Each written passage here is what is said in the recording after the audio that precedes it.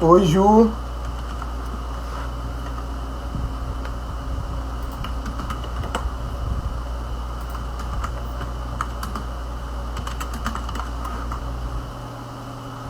Pessoal entrando, sejam bem-vindos. Queria pedir que vocês, enviassem esse link, clicasse aqui nesse aviãozinho aqui embaixo, enviasse esse link para o máximo de pessoas possíveis, para que a gente consiga alcançar o máximo de pessoas que a gente puder hoje aqui com a nossa live. Daqui a pouco eu vou estar convidando Gabi, para nossa live.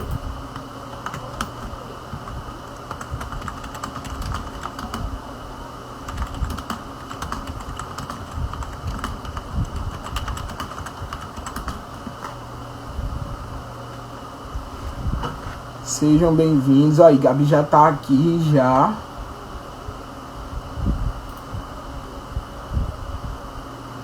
Charlene. Bom, vamos compartilhando aí esse link. Daqui a uns 2 minutos a gente já começa. Vamos ver aí se chega mais pessoas.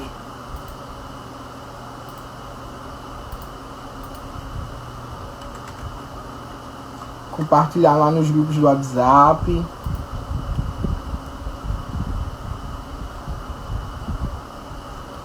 Hoje a nossa live, é sobre... Tem o tema violência sexual e uma educação sexual para autoproteção. Nós estamos aqui enquanto Rede Mobilização Jovem, E daqui a pouco eu vou explicar um pouco desse espaço, um pouco do que esse espaço é, de como ele é formado, E do porquê a gente tá aqui hoje com essa live. Deixar o pessoal entrar aí.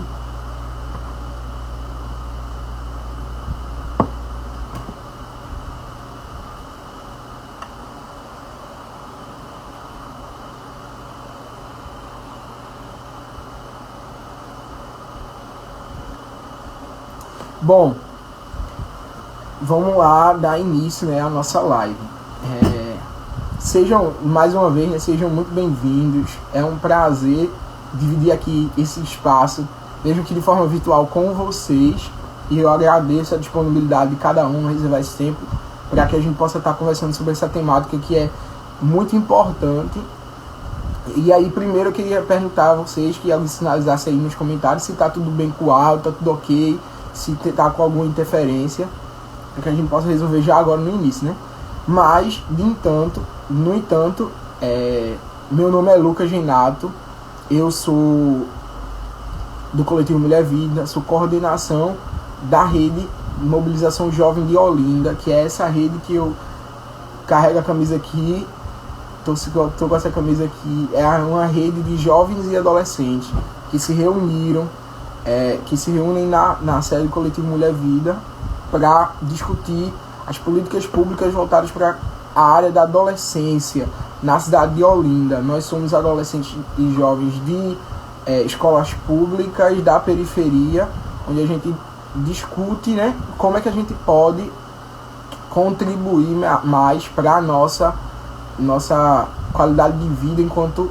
sujeito de direito também, Enquanto criança e adolescente, sujeito de direito, e a gente discute temáticas, a gente se reúne em plenária e vamos aí nos articulando, nos mobilizando, como o nome da rede traz, mobilização.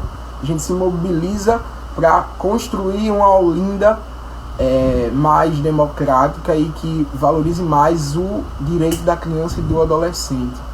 Por isso, falando de direito de criança e do adolescente, a gente não pode esquecer, que ontem, dia 13 de julho, nosso Estatuto da Criança e do Adolescente, ele completou 30 anos de existência, 30 anos de o que eu posso chamar mais de luta, porque o Estatuto ele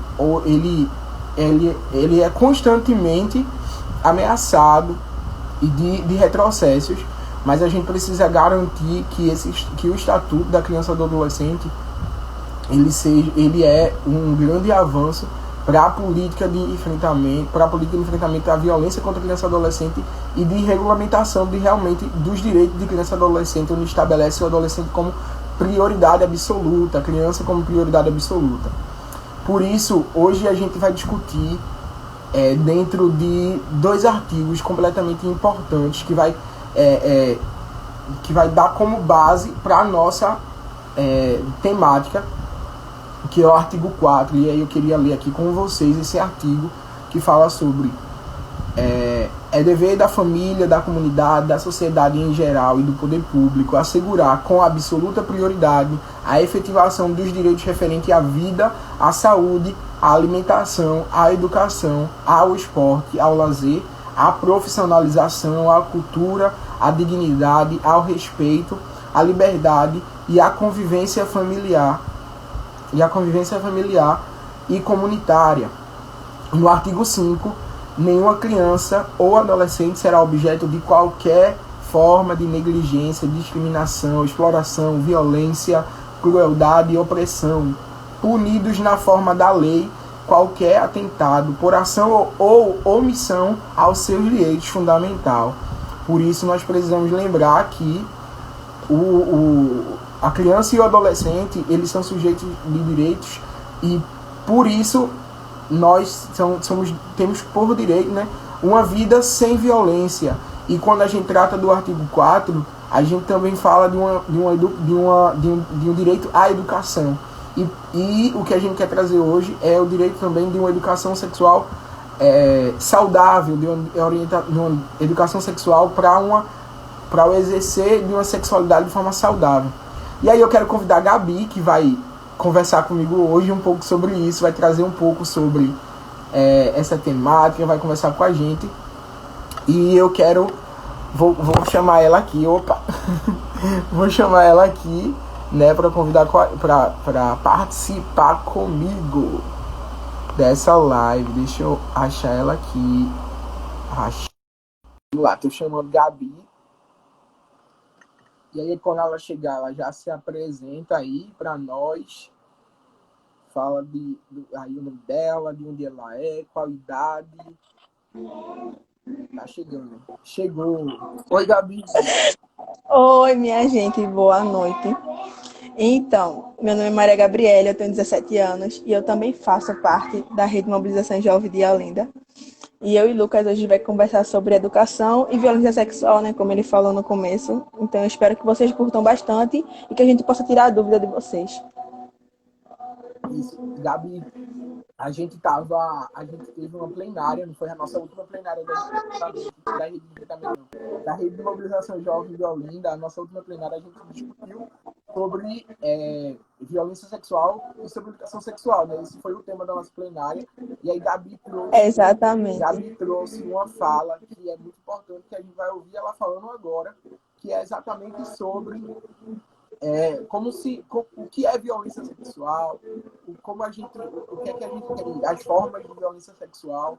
E aí depois a gente conversa um pouco sobre a educação sexual, para a autoproteção, como um método de garantir a prevenção de enfrentamento à violência. Então, Gabi, e aí? O que é que traz aí para a gente hoje sobre violência sexual? Então, né? Boa noite mais uma vez para quem está chegando agora.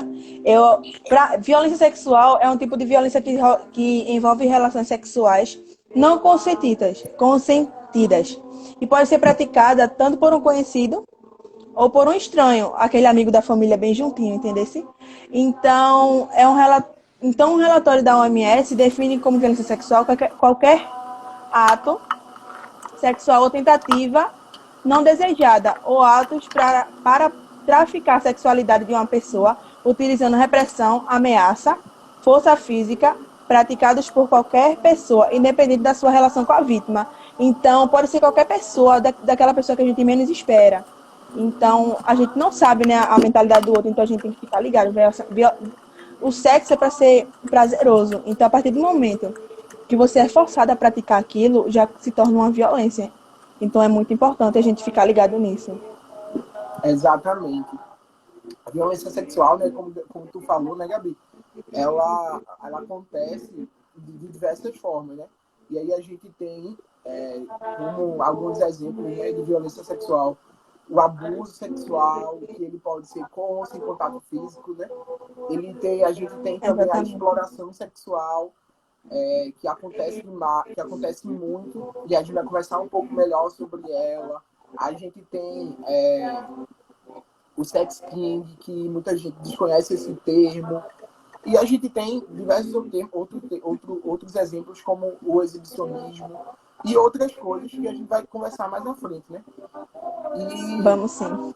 pra gente falar sobre abuso sexual, sobre a gente pensa que dentro de casa, muitas vezes, esses adolescentes eles estão salvos, estão seguros, né, de acontecer algum tipo de violência sexual com eles. Mas aí eu não sei, eu queria saber o que é que tu acha de se as crianças e os adolescentes eles estão mais seguros em casa. O que é que tu acha disso? Eu acho que não, porque as pesquisas indicam que os maiores casos de violência sexual acontecem dentro de casa. Seja um pai, seja um padrinho, seja um tio.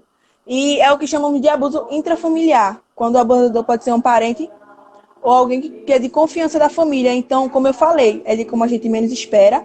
E nesse tempo de quarentena é o que está se tornando mais difícil, que pode até crescer, entendeu?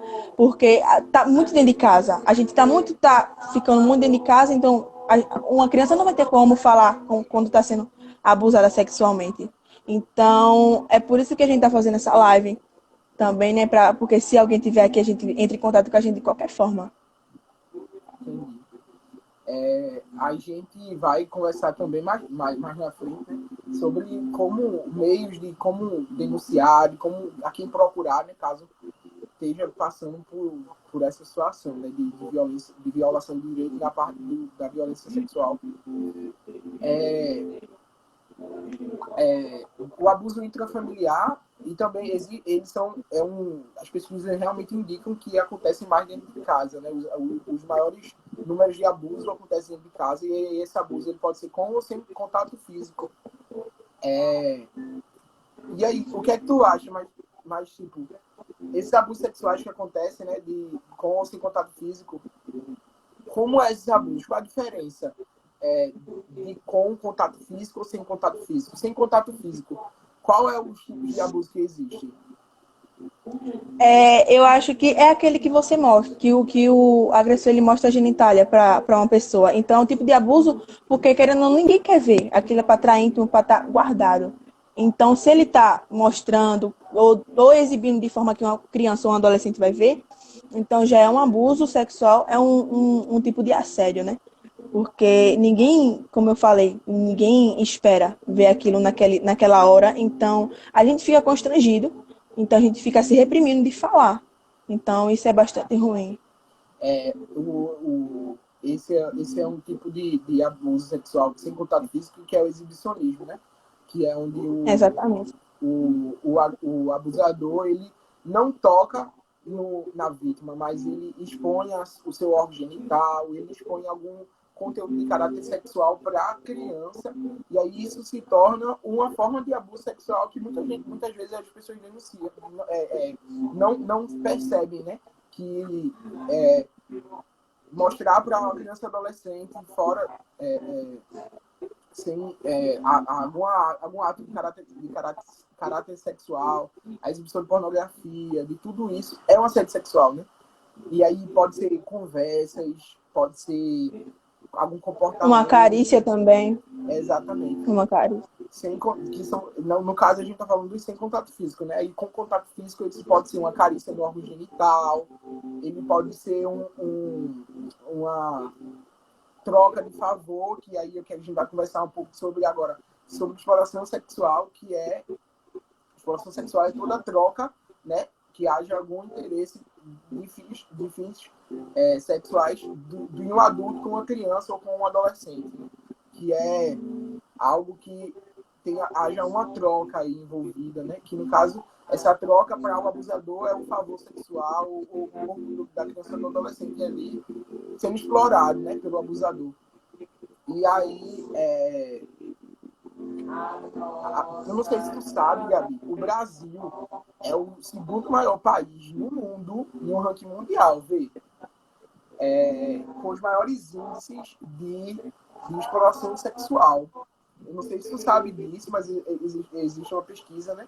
E aí no Brasil é normal as pessoas tamparem os olhos, né, para essa questão da violência, da exploração sexual.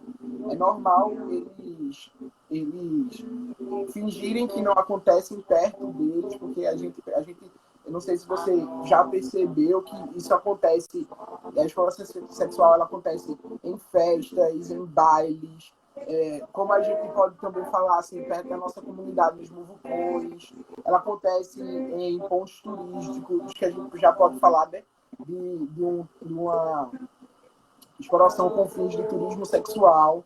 A gente existe também até exploração sexual no meio político. E aí, me diga o que é que tu acha? Como é que a gente pode denunciar esses casos de exploração sexual? Quem a gente pode recorrer para fazer essa denúncia, que é de extrema importância, né? Eu acho que no caso de uma criança, a gente deve procurar o conselho tutelar e fazer uma denúncia no Disque 100. Mas primeiro a criança tem que ter aquela certa intimidade com os pais de conversar. Olha, mãe, aconteceu isso, isso e isso, que a gente vai conversar mais na frente. Mas é importante a gente saber, que a gente fale, que a gente quebre esse tabu de dizer, não vou dizer porque eu posso ser ameaçada, ele pode fazer coisa pior. Não, pode chegar em coisa pior se não falarmos. Então, a gente tem que abrir a boca da gente, a gente tem que falar, a gente tem que denunciar. E a gente tem que dizer para alguém que a gente confie de verdade. Entendeu? A gente tem que dizer, olha, aconteceu isso, para aquela pessoa que a gente se sente acolhida, que a gente se sente abraçada, que a gente sente um refúgio naquela pessoa para poder conversar, para poder falar a ela o que aconteceu. É verdade. E aí, por exemplo, se no caso o abusador for da família, né, for o seu parente, você precisa procurar alguém de confiança, realmente. Alguém de confiança que você se sinta, algum lugar onde você esteja confiante de que você é protegido, que você tá num local onde as pessoas vão garantir seus direitos. E aí a gente precisa quebrar esse silêncio, né? Inclusive, não só se a gente é a vítima da violência sexual, mas se a gente conhece alguma situação de violência sexual, que a gente precisa denunciar, a gente precisa quebrar o silêncio. Existe uma frase que Mana, ela falou no documentário que é muito forte, né?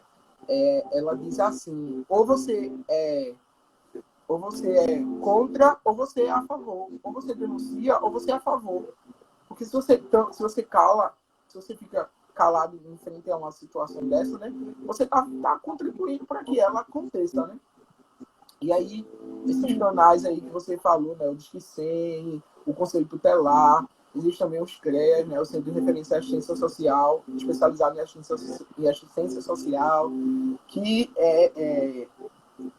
estão aí no enfrentamento dessa violação de direitos, né? Só um parênteses aqui, Lucas, que eu ia te interromper agora. Aí tu falou assim, e se for um pai? Se for um pai, e se for um pai? Minha mãe vai acreditar em mim? Então, é isso que a gente tem que ver agora, porque tá todo mundo muito junto, aí vai dizer o quê?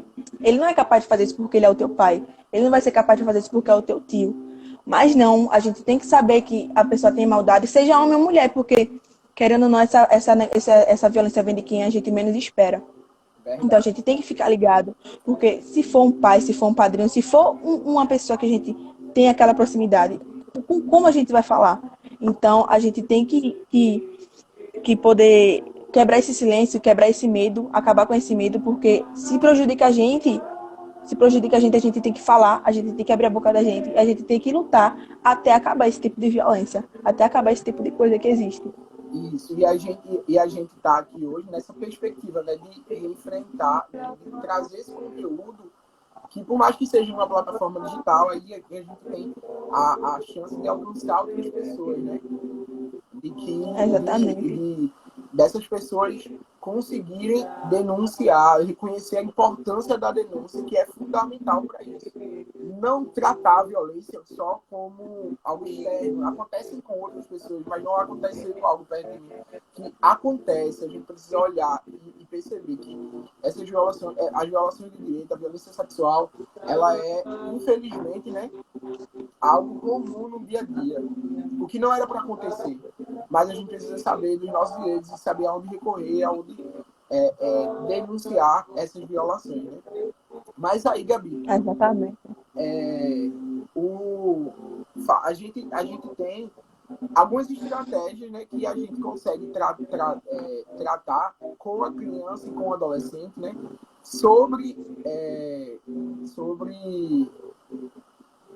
que a gente consegue tratar um pouco, né, sobre como é que a gente consegue enfrentar essa violência, ou então no caso, nem de enfrentar, de prevenir para que ela não aconteça, né?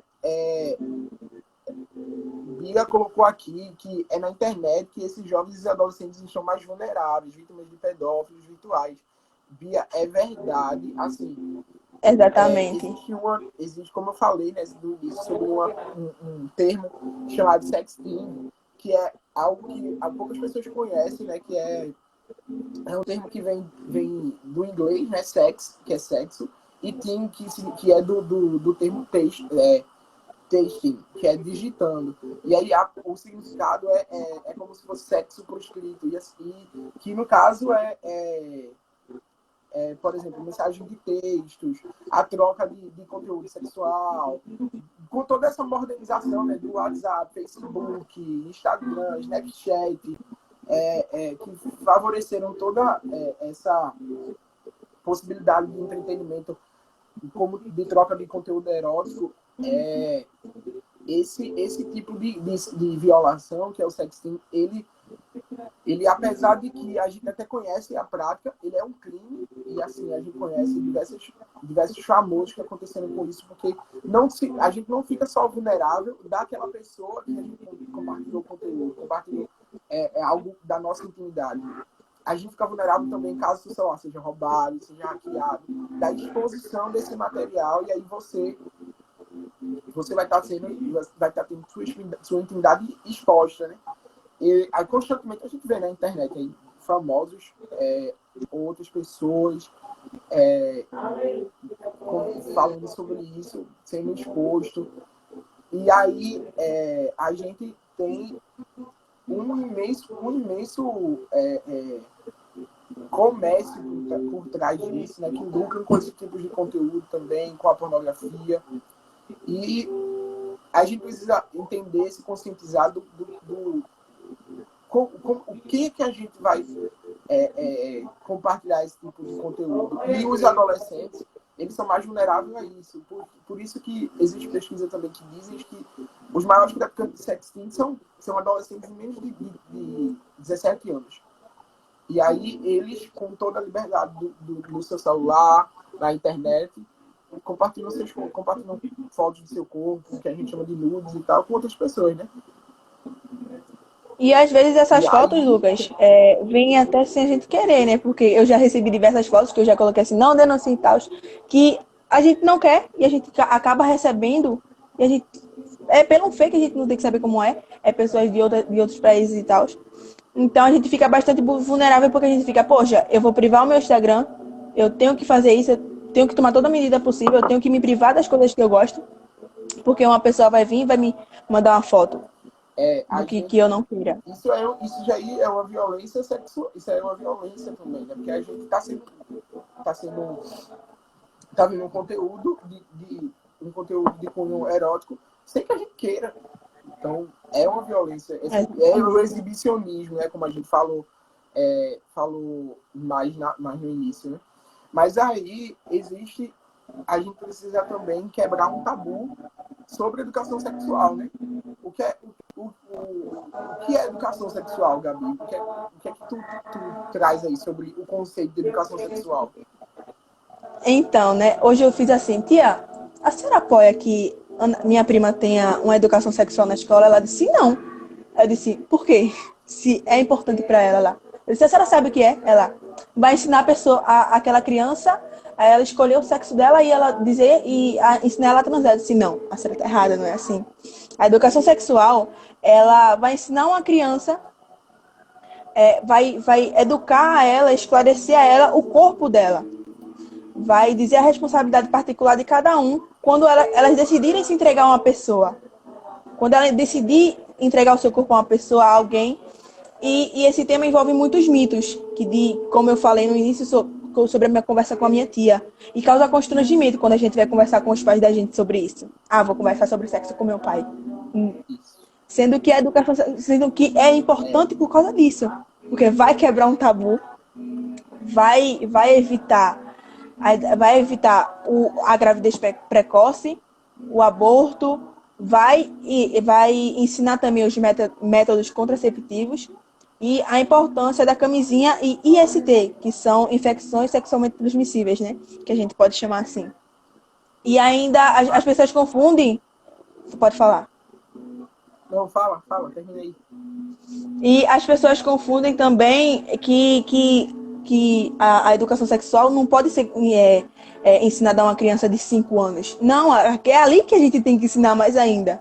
Porque é do pequeno que a gente vai fazer o grande. É dali que a gente vai entrar na mente dela, porque é mais fácil dela entender que um toque, se um adulto mostrar uma parte para ela que não é para mostrar, que a gente ensina ela que não é para mostrar, ela já vai poder conversar com a gente.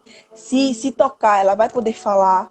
Então, é muito importante. Eu apoio super, entendeu? Então, não é como é que eu posso dizer assim? Uma matéria que a gente vai passar batido, não. A gente vai levar isso para toda a vida. Porque, principalmente para as meninas, né? Porque meninas pegam ônibus, levam cantadas, maldosas, passam a mão no ônibus, arrasta assim, bem coladinho. Então, é importante que a gente ensine as nossas crianças de hoje, entendeu? E tá circulando um vídeo na internet, né? Que tem uma menina dançando e um menino passa a mão na bunda dela. Então, eu acho que se aquela criança fosse educada da forma certa, ela não teria feito isso. Ela teria respeitado a dança daquela menina. Então, eu acho muito importante isso. Então, é um assunto que eu amo, né? Como você falou, né? Ela não é só educação para prática sexual, mas é educação para uma sexualidade saudável. Porque a partir do momento que você nasce, você se torna um ser sexual. Você é um ser sexual. Você tem uma sexualidade, uma energia sexual ali, tá ali em você. E aí, meu cabo tá aqui. E aí, a gente conversar sobre educação sexual, como o Priscila está falando aqui, né, nos comentários, é um tabu. É um tabu, porque realmente as pessoas pensam que a gente vai, que a pessoa vai conversar sobre influenciar na sua orientação sexual, vai conversar sobre que você tem que transar com quem você quiser, em qualquer momento e tal, mas não pensam que essa educação ela vai trazer uma perspectiva de autoproteção. Ela vai trazer uma perspectiva de, como você falou, ela vai conversar sobre métodos contraceptivos para que não haja a gravidez no horário, num tempo que não é ideal para que alguém tenha um filho, que é a adolescência. Vai conversar sobre o seu corpo, sobre como é que você está bem com o seu corpo, preparado com o seu corpo para iniciar a sua vida sexual, né? E aí, falando assim de educação sexual, como tu fez aí a pergunta para tua tia de manhã, tu acha que é fácil assim, a gente conversar com os pais, a gente conversar com o adulto, assim, sobre essa questão que envolve uma sexualidade saudável, uma educação sexual? Não é fácil, né? Porque veja assim, principalmente para os meninos, né? Porque um menino vai dizer o quê? Olha, mãe, eu quero. No menino não vai sentar para conversar com a mãe ou com o pai. Não. O menino já é posto pela sociedade para ele aprender, porque ele já sabe que ele é o cara, ele que tem que conduzir. Não, o menino também erra na hora de praticar. Então, eu acho que a gente devia conversar sobre isso, entendeu? A gente devia quebrar esse padrão de que um menino não pode conversar com os pais. E principalmente a gente tem que quebrar aquele padrão de que um menino não pode ir ao médico fazer um exame de próstata, como a gente falou lá na plenária. Então, a gente é um médico, cara. A gente tem que ir, a gente tem que cuidar da saúde da gente. A gente não tem que ter medo disso. Entendeu? Então, para as meninas também é vergonhoso, porque tem gente que não quer ir lá, né? Fazer, abrir as pernas para a médica ver e tal, que tá errado. Mas só que a gente tem como é o nome? Que quebrar esse padrão de conversar com os pais sobre o sexo. Então, os pais também têm que ter a mente aberta para isso. É verdade. É muito importante que a gente entenda que como é direito garantido no artigo 5º, no artigo 5º, é direito, no artigo 4º, né, que é direito à educação. E a educação sexual é um direito também. É um direito da criança e adolescente. A gente precisa entender isso. A gente precisa de espaços onde a criança e o adolescente ele se sinta à vontade para conversar sobre isso, para conversar sobre uma sexualidade saudável, para que ele se empodere, do seu corpo, dos seus direitos. E aí a gente vai também tratar, a gente vai estar aí prevenindo futuras violências sexuais, né? Porque aí o adolescente ele vai saber, a criança ele vai saber que não é para tocar no tal parte, ele vai saber que nenhum adulto é para ficar mostrando órgão genital, algum conteúdo sexual para seu filho, né? E aí, ó, Bia falando aqui, né, que as mães devem reeducar seus filhos. Algumas mães têm o costume de inserir machismo aos seus filhos, infelizmente. E quando a gente fala de violência sexual, a gente realmente fala também, a gente precisa falar de um contexto de gênero, a gente precisa falar de machismo realmente, que é o lugar que o homem exerce na sociedade, né? No patriarcado e tudo isso. A gente precisa falar do quanto o machismo também é culpado por diversas situações, por uma cultura de violência sexual, por uma cultura de exploração sexual.